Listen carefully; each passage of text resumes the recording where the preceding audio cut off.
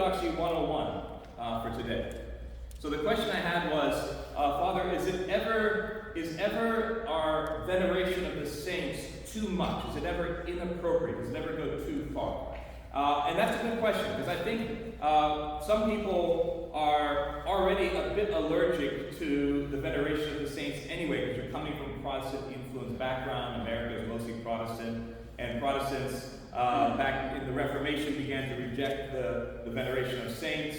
For someone coming from a Roman Catholic background, it's probably not as big a deal.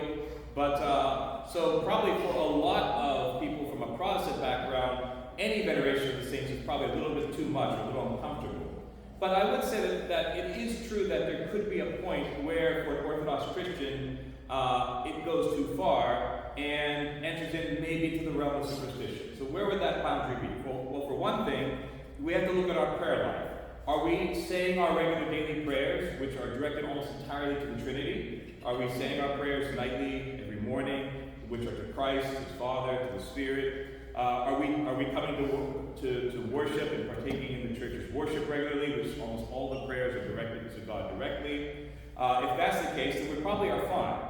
But a lot of people, they skip their morning and evening prayers, and they come to church occasionally, but they're very quick to do a lot of akathis and things to the saints, or a lot of veneration of saints, or specific prayers asking saints for specific things.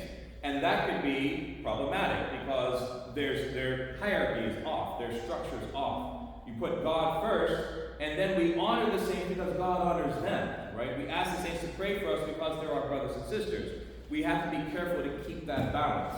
And if we ever start to lose that balance, where we are going to the saints in prayer and asking for their intercessions, and we are not worshiping and praising God, who is their Lord and ours, then it could go off.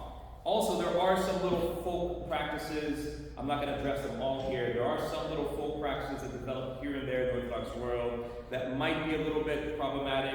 I would say with those individual things, come and ask me if this is something you inherited from your family. If you didn't inherit it from your family, I don't recommend starting it. Don't go online looking for a bunch of little folk practices and start developing them into your household if you didn't grow up with those things. But if you do have those, come and ask me if you're wondering if that is it something that's a little bit over the top. So that's our Orthodoxy 101.